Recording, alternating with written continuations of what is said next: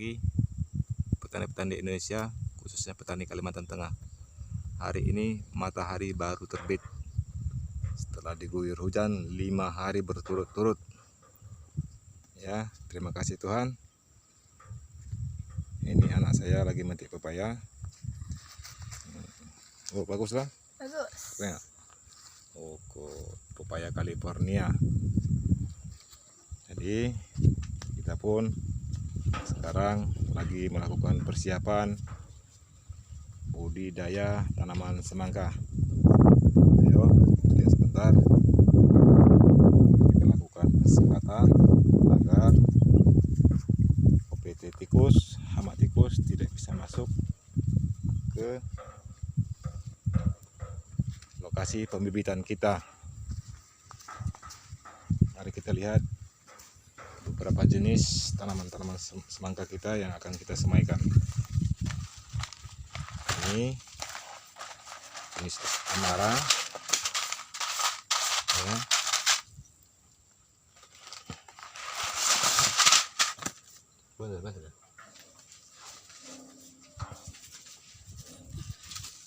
Ini jenis palguna, ini estem, ini maduri, yang ini gonjales, ya. Ini estem juga. Kita melakukan penyemaian kurang lebih 7.000 pohon.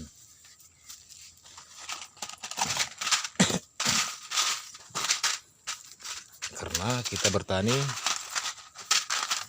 harus mempunyai sistem kalibrasi tetap sifatnya kontinu, bukan cuma di satu tanaman aja, ya. Nah, dan ini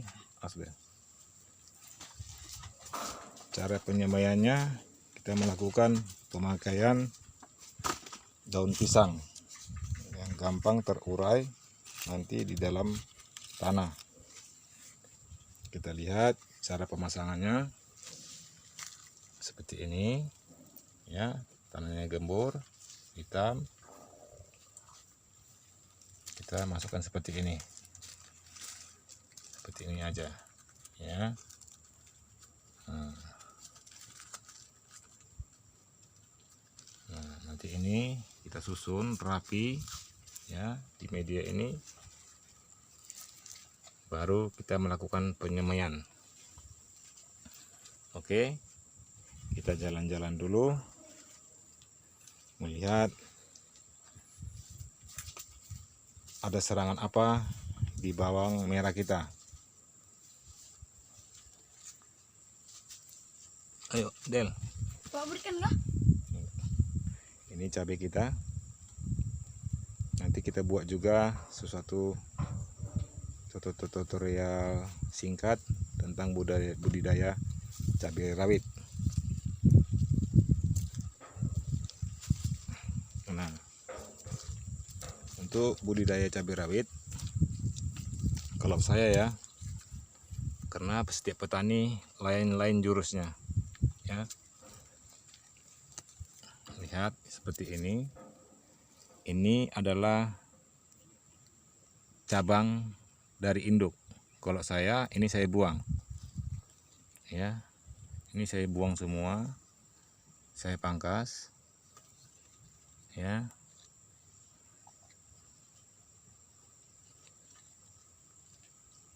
Ini saya ambil semua, ya, cabang-cabang ini, karena ini akan mengganggu lateral induk. Kenapa?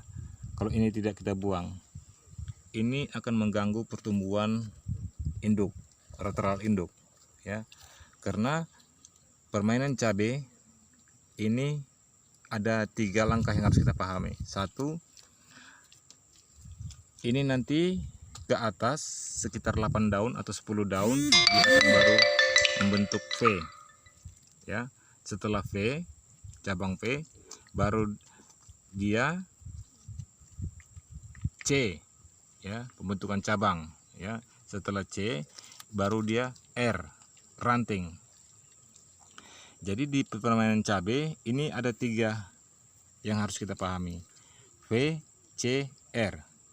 Ya. Ini sangat penting karena bagaimanapun buah cabai yang banyak mengeluarkan hasil adalah di buah ranting. Bagaimana kita bisa menciptakan ranting yang sangat sempurna agar buah kita nanti melimpah. Nah, makanya saya melindungi ini, ujung ini, oke? Karena setiap petani saya lihat berbeda-beda caranya. Kalau saya P, C, R rumusnya, ya. Oke, sekian dulu. Kita akan jalan-jalan sebentar melihat tanaman bawang kita dari serangan OPT penyakit. Untuk OPT hama saat ini aman. Ini cabai kita.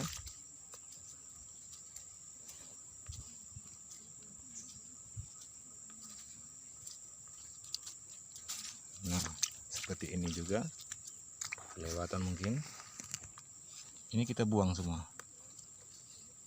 Nanti kita akan perlihatkan pertumbuhannya seperti apa. Ya. Ini kita buang semua, teman-teman. Ya, ini kita buang semua. Kita akan memelihara induk utama. Pohon utama kita ambil, kita lindungi. Bagaimana dia akan bisa meninggi nanti, ketinggiannya kurang lebih sampai 1,5 meter. Ya, makanya ini kita buang. Ya, karena semakin tinggi pohon cabai semakin banyak hasil produksi nanti ke depannya. Oke? Untuk Nah, ini bawang merah kita yang lagi mulai memecah, ya, mulai memecah. Dia sudah mulai mandiri semua, ya. Ini sudah di HST 33 hari. Cuman ketinggian daun melebihi kasivitas yang kita inginkan, tapi nggak apa-apa lah, mudah-mudahan dia selalu sehat. Daun sampai di angka 60 cm, ya. Oke, kita akan melihat bagaimana cara mengenali 2 penyakit yang ada di bawang merah. Moler, apa penyebabnya? Anthranoxa, apa penyebabnya? Oke, kita jalan-jalan sebentar ke tengah. Kita lagi kontrol, melihat mana ada serangan moler dan mana ada serangan Anthranoxa yang harus kita pahami. Pol, ada serangan moler situ? Nggak ada. Anthranoxa? Ada. Udah kau cabut? Waduh. Oke. Ini kita lagi pantau. Terus pantau perkembangan bawang merah kita. Karena ini sekarang cuaca tidak mendukung. 5 hari ini bawang merah kita hanya 10 jam disinari oleh matahari yang cerah, karena itu sangat berbahaya dengan bawang merah kita karena kelembapan terlalu berlebih, ya. Sementara bawang merah keinginannya itu panas, ya. Nah, ini anak saya lagi melihat-lihat. Del, nih loh, Del. Ini tunas bangsa yang akan menjadi generasi penerus untuk Indonesia. Del, bilang lu, jangan malu jadi petani. jangan malu jadi petani. Saya anak Indonesia. Saya anak Indonesia. Tetap semangat. Tetap semangat. Horas. Oke, kita sudah keliling-keliling.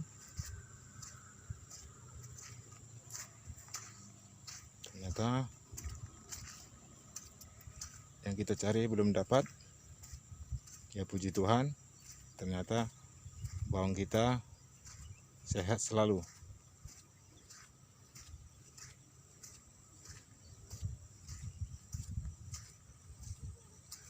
Ini jagung, kita melakukan penanaman jagung. Ini untuk filter OPT hama yang kita takutin, ya. Oke, kita sudah mondar-mandir mencari. Nah, mungkin ini dia. Nah, ini teman-teman, salah satu ciri khas yang kena serangan antraknoksa. Beda dengan moler ya. Dia kalau antraknoksa dia gampang putus, ya. Nah, dia gampang. Nah, dia sudah mulai membusuk. Nah, ini namanya antraknoksa, bukan moler. Nanti kita kasih tahu perbedaan antara antraknoksa dan moler. Ya. Ini antraknoksa yang dua temannya kena, sebagian yang kena, sebagian tidak. Tapi ini tetap berbahaya.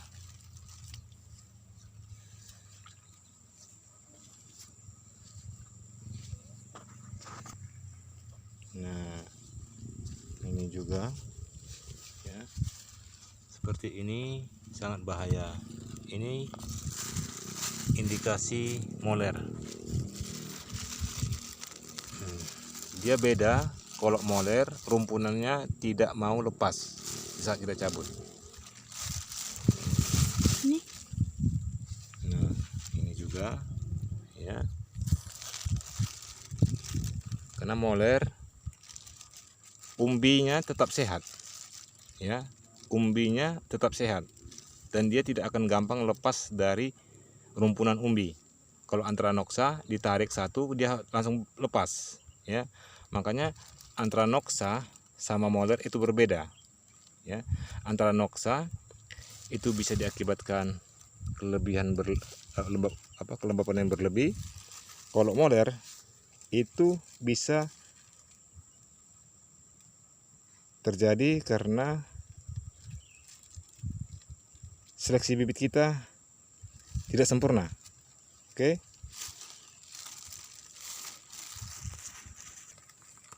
Nah, ini juga ini ya. Nah, lihat. Ini serangan moler ya. Dan ini sangat berbahaya. Antraknoksa dia tidak akan menyakiti teman-temannya. Tapi kalau moler ini bisa membahayakan teman-temannya di sekelilingnya. Radius 1 meter persegi itu akan terkontaminasi di saat dia sudah membusuk, ya. Makanya yang harus kita pahami, antraknoksa dan moler itu berbeda. Yang lebih bahaya adalah moler, dan moler ini berbagai aspek terjadinya moler. Bisa kesalahan pemilihan benih, bisa termasuk usia benih yang belum tua, ya. Berbagai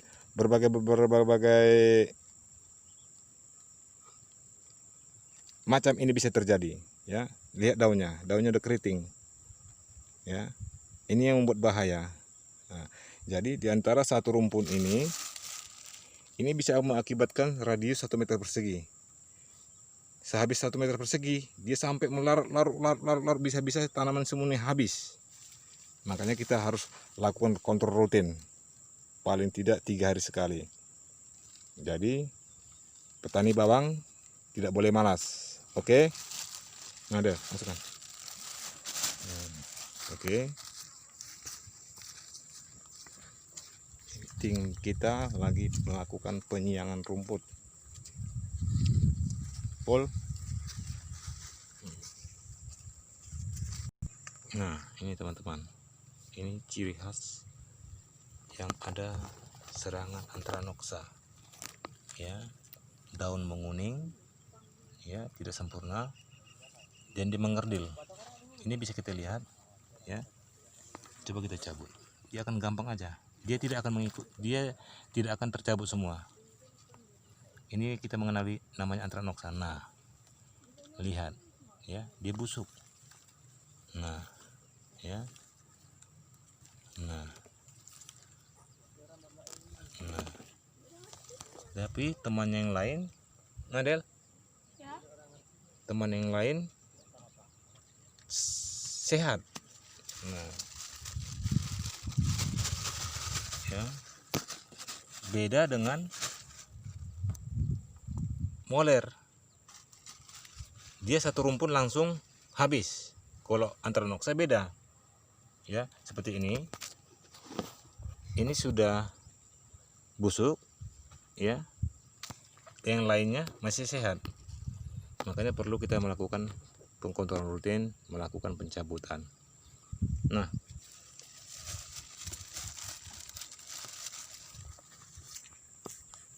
semua gulma tidak boleh ada di lapangan, harus dibuang jauh-jauh, ya, harus dibuang jauh-jauh.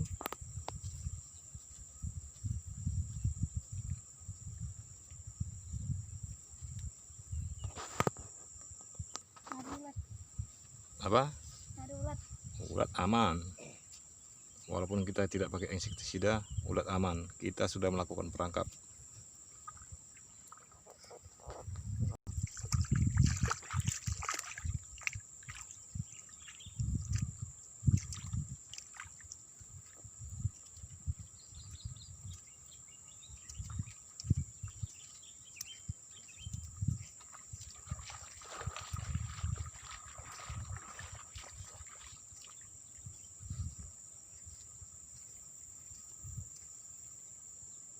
Ada, Del?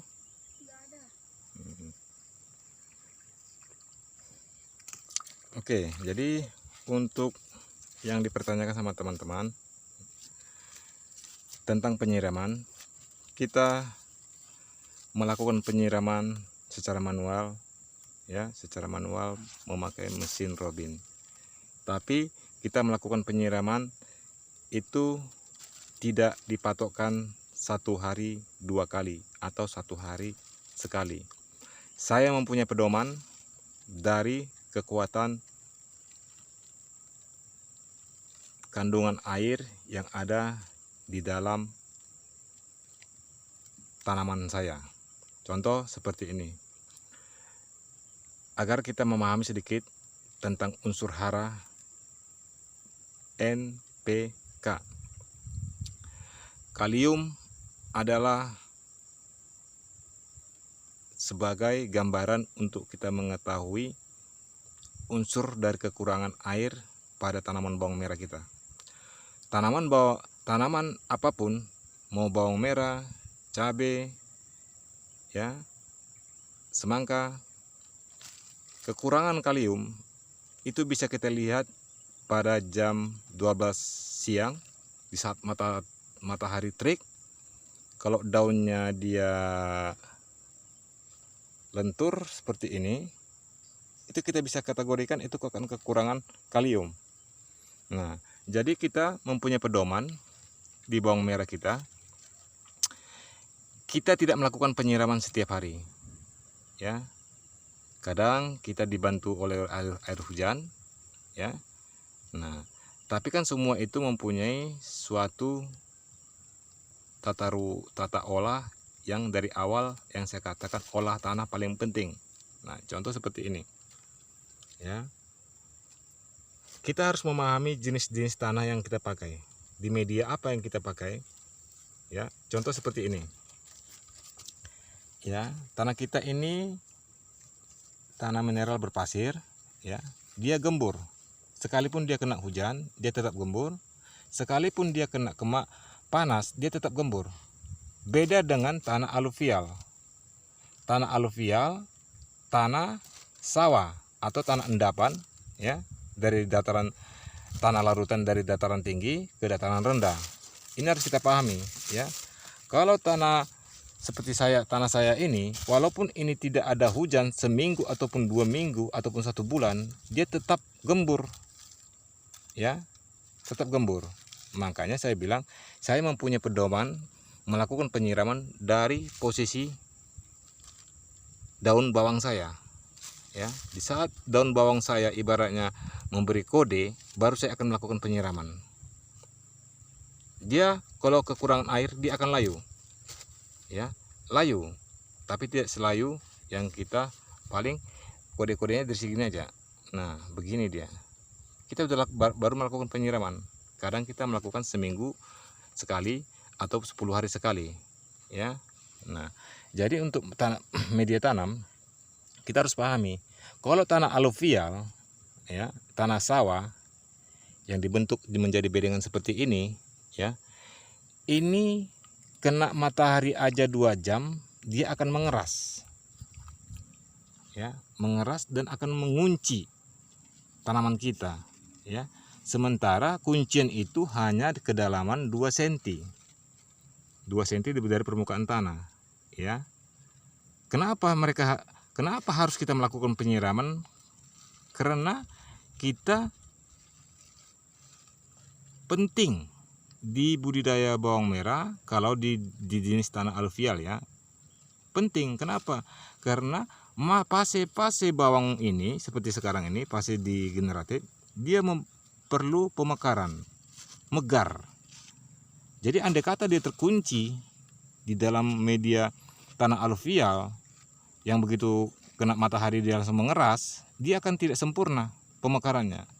Makanya harus kita pahami, kita dibudidaya di jenis tanah apa di tanaman kita. Kita harus mengerti jenis tanah apa yang harus kita pakai. Nah, makanya kita harus memahami, kalau di aluvial, di jenis tanah aluvial, memang kita harus melakukan penyiraman. Kenapa? Karena dia seperti semen. Di saat dia habis kita siramin, dia akan membeku di permukaan tanah, ya, di permukaan tanah ini. Tapi di bawah 2 cm, 3 cm ke bawah itu lembab. Nah, sementara permainan akar hanya di angka 10 cm, 12 cm. Nah, sementara karena tanah aluvial itu sifatnya membeku di permukaan, makanya perlunya melakukan penyiraman supaya bawang merah itu tidak terikat di dalam tanah. Itulah makanya mereka petani-petani yang memakai jenis tanah aluvial melakukan penyiraman pagi dan sore, dan itu mempunyai fase-fase tertentu, ya, vegetatif dan generatif. Nah, oke teman-teman, sampai di sini dulu cara penyampaian saya. Kalaupun ada kata-kata saya yang salah, saya minta maaf. Tapi ini yang saya lakukan. Saya memahami jenis tanah apa yang saya pakai, ya. Karena tanaman layu itu bukan patokan 100% karena kekurangan unsur air. Tidak. Bisa terjadi tanaman layu karena kekurangan unsur hara kalium, ya. Karena fungsi kalium itu adalah mendistribusi air untuk ke tubuh tanaman kita. Di saat dia kekurangan kalium, makanya dia walaupun dia baru hujan, baru disiram, besok sudah layu. Itulah yang harus kita pahami. Tanaman layu bukan patokan 100% menjadi patokan kekurangan air. Bisa aja kekurangan unsur hara kalium. Ini harus dipahami, mau di tanaman apapun. Nah, makanya saya banyak teman-teman mengatakan, bagaimana cara penyiramannya, Pak? 1 hari 2 kali atau sehari sekali? Nah, saya jawab dengan singkat, ya. Saya melakukan penyiraman melakukan insting, ya. Insting, yang saya maksud insting itu, saya memantau dari ujung daun tanaman saya. Kalau untuk media tanam saya tidak pernah ragukan, karena walaupun dia tidak hujan 1 minggu, ya, dia tetap gembur. Jadi untuk penghambatan pemekaran bawang merah saya tidak khawatirkan, karena olah tanah saya sudah mengkaji lebih dari awal antara humus dan topsoil. Ini saya kolaborasikan. Setelah itu saya memberi pupuk kandang penambahan supaya daya rekat, kesuburan, kegemburan itu bisa optimal di fase tanaman kita di saat membutuhkan makanan dan membutuhkan pemegaran, ya. Karena bawang sama cabai ini berbeda sekali, teman-teman, ya, berbeda, ya. Kenapa saya berkata beda? Cabai dia akan menghasilkan buah di atas, bukan di bawah. Bawang merah dia buahnya di bawah. Ya, ini harus kita pahami jenis apa tanaman yang kita pakai. Oke. Sampai di sini dulu teman-teman. Ulasan saya sedikit karena ini saya petani sistem otodidak, bukan tidak melakukan pengkajian melalui buku, ya. Ini saya melakukan secara riset otodidak, ya. Oke, selamat pagi semua petani-petani Indonesia, khususnya di Kalimantan Tengah. Mari kita bersama-sama tingkatkan pertanian hortikultura untuk masa depan Kalteng ke depannya. Jangan malu jadi petani. Salam dari saya, Del Horas.